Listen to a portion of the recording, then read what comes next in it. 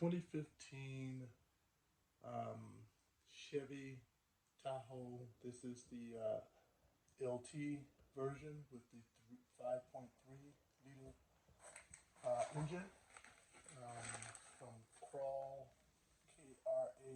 Auto Parts. And my driver's side, what would that be? Driver's side furthest most front bolt broke, snapped, and the one on the passenger side rear. I called into customer service just to make sure, but apparently they're single. Let's see here. Does it have on here? They call it the cap single is the proper one for this. So I ordered 2 of them. I can't recall the cost, but it wasn't that bad. Come with instructions. These are the ones, so like it's pretty straightforward. Screws into an open area on there, and then you tighten it down on there. Pretty straightforward, pretty simple. I know you can see it. Kind of crude looking, but this right here is on the engine, so I don't stress that as long as it works properly. I'm not trying to find something that look all pretty and then doesn't work. There's some other ones out there that takes a bit more, I would say, work to get it on. Theirs seems pretty straightforward, so I hope the straightforwardness also equates to it working properly. So these are only 2 parts, and we're going to go install those on, and we'll see if it takes care of the leak that I have. The leak on the passenger side, on the driver's side, doesn't reflect up from the check engine light yet, but the bolt is broken. But the one on the passenger side is reflecting as far as the check engine light. So let's get these in and see how it works. All right, so now I'm under the hood of the Tahoe. I'll go back a little bit. You can see that I am on the driver's side. All right, and like I said, I needed the driver's side front one. And usually you can tell visually that it's definitely broken. It's not the only way to tell, but it's the visually you can always tell, because you can see a gap up in there. That lets you know that it is broken. And then if you go to try to tighten it up, what will happen is it will just turn and turn and turn and turn. I'm not sure if you can see the other one over here. It's kind of dark in there, but that one is tight up against it. This one I've already taken out, so I'm just going to take it on out the rest of the way. You can see how that is broken. It's raining outside, so lighting is limited down here, but you can see how that is broken. All right, and luckily it's broken far enough where I don't have to do any grinding down of any little piece sticking out. So to help prepare for this, what I have is my Allen one, which is what size is this? That is an H8. So an H8 for the Allen. I have the cap single right here. I have my 15mm socket. I have my ratchet, and I have a short extension just in case it's needed. I'll get the light back up in here in the best spot possible. And so what I will do, seems pretty straightforward and easy,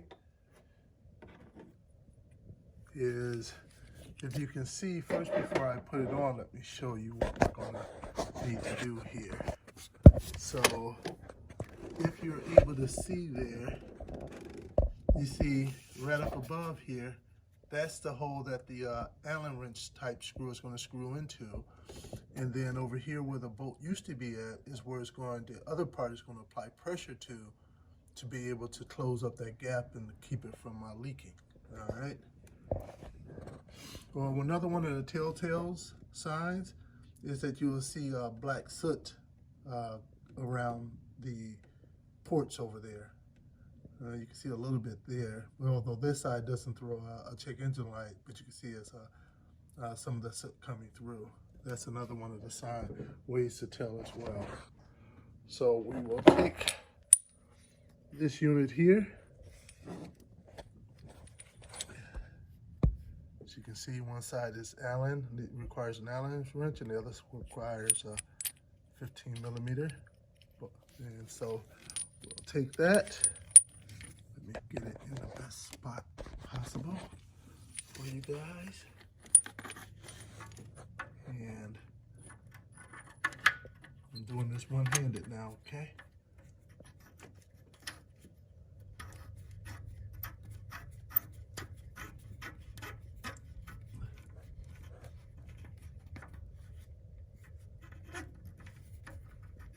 I think what I'm going to do is it's kind of dry. So what I think I'm going to do, I'm going to put a bit of lubricant on that. So I'm taking her back out, and I'm just going to put a little bit of lubricant on this, okay? All right, I'm back. I just wanted to put a bit of lubricant on there because it felt really dry for the threading.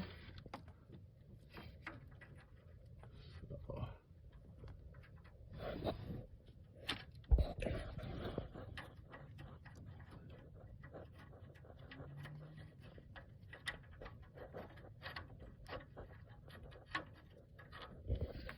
You know what I'm going, let's see here. I'm going to bend that, this over a little bit. I think a little extra room wouldn't hurt. Let me get a hammer real quick.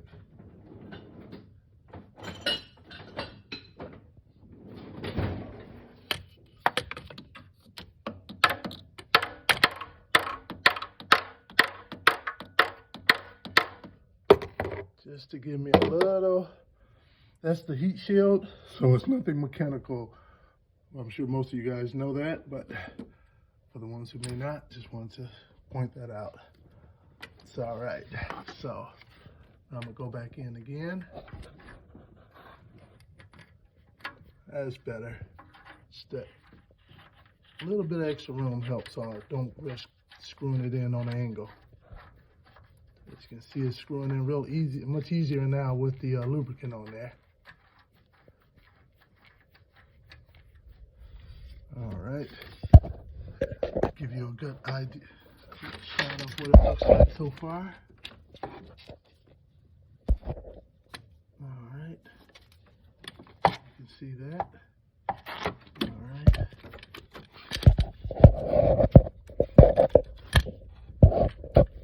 I'll get the socket. I'm doing all this with one hand. If it's when you're doing it, it shouldn't take you any more than 15 minutes to do this. But when you're trying to record and do it at the same time, it takes a little longer.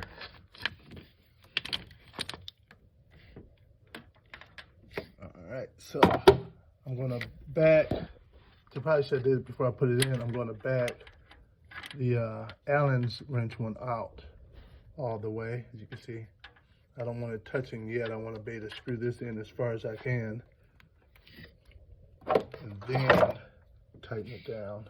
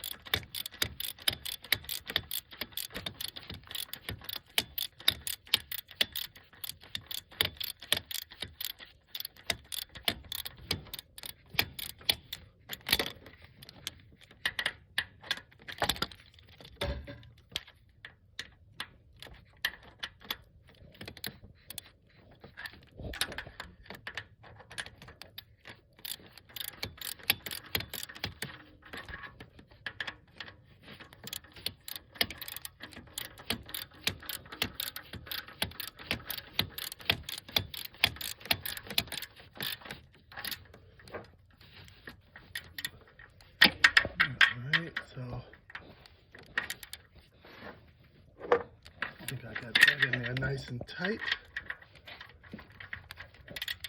Oops. Hit the switch on here. Let's give it one a little bit more. All right. And now, tighten down the other one with the Allen wrench. So the Allen wrench will go right up in here. For me to tighten it down, so I have to switch it over. I'll set this down for a hot minute.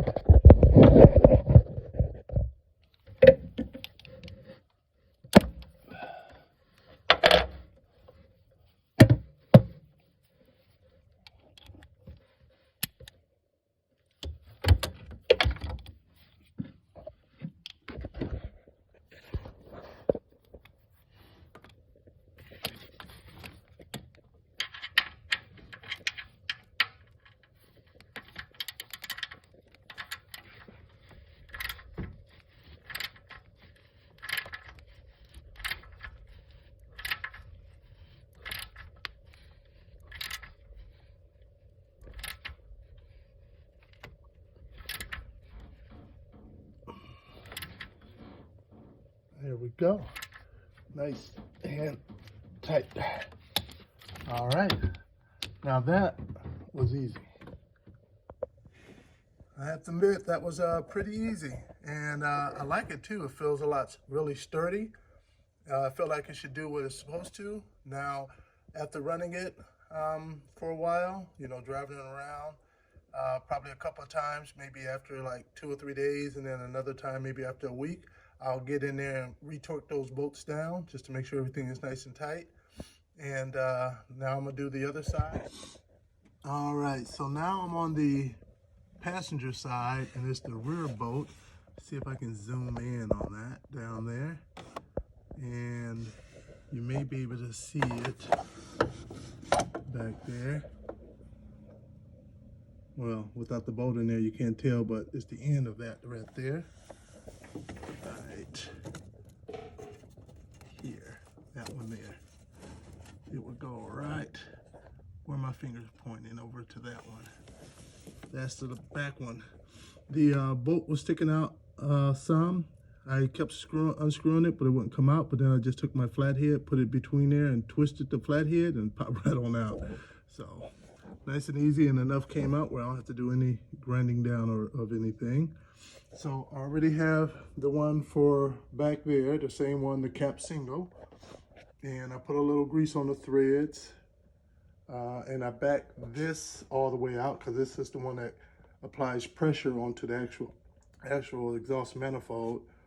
So I'm going to, this one is going to definitely be tough because location wise, it's definitely not easy. Let me zoom out on this.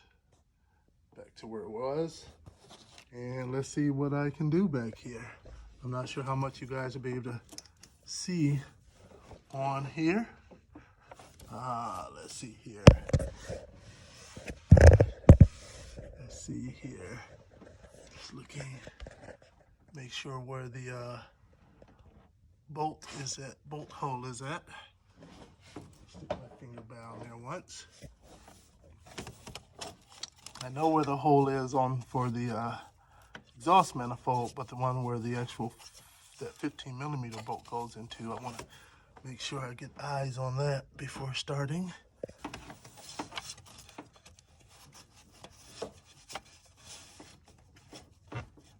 I feel it. Okay.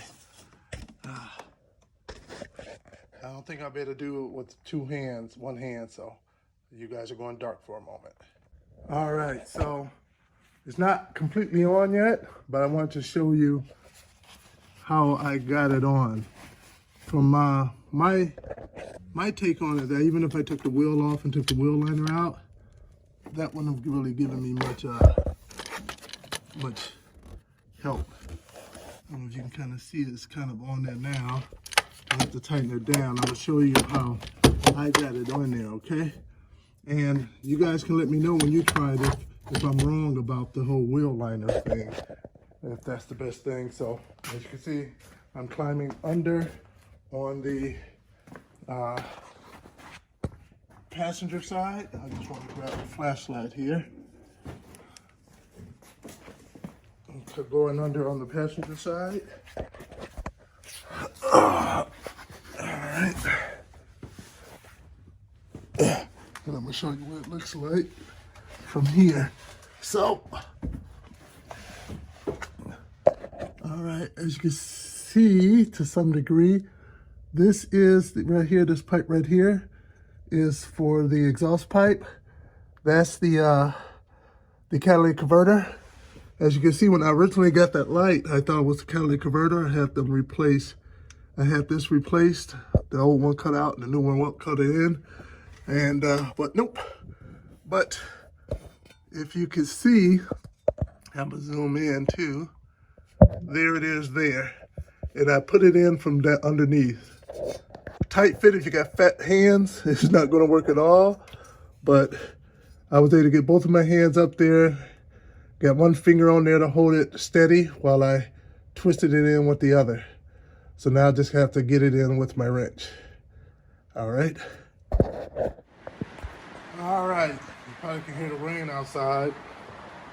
So I've gone ahead and take the tire off, jacked it up of course, took the tire off because both tightening it down from beneath or up above just don't seem to be an option. It doesn't look like taking the liner off will yield me too much, but I may be able to get my hand in there.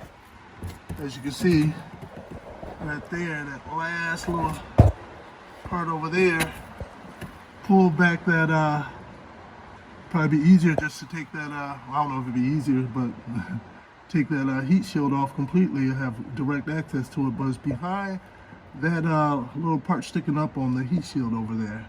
So that's what I'm trying to get to.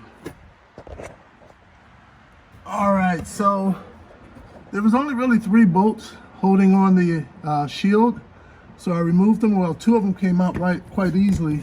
The one that was back here snapped. So I'm hoping that that doesn't make this rattle when I go to put it back on, but missing one of the bolts because it snapped on me. Let's see here. So now I think I may have better access to it, so I'm gonna give it a try now. And just to be clear, the 15mm bolt, I was able to do that from underneath the car, tighten that one down. The one that requires the Allen wrench, that wasn't gonna happen from the bottom or from the top. So that's why I'm trying this. I'm not removing the liner, I just end up removing the tire to get access to it. So let's see what happens. All right, I'm not sure how well you guys can see this, but I do have this on there. There you go. So I do have it on there. Oh, it just slipped off, but I'm able to get it on there. So I can't do it one-handed, but I will be tightening it down now. All right, I did it, guys. So I would say definitely have one of these little swivels, have your Allen, and I would say 2 of this size extension will probably be best. I had 1, which I was able to do it with it, but 2 I would have gotten further out to give me more clearance for turning.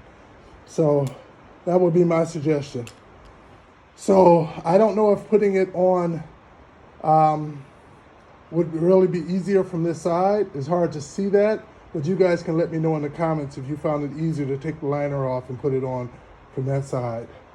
I found it relatively easy to put it on from the bottom, tightening up the 15mm bolt from the bottom, and then tightening up the Allen's wrench from the side over here with the tire off and the liner on, and with the heat shield taken off. So I'm gonna put the heat shield back on, unfortunately with 1 less bolt because the one snapped.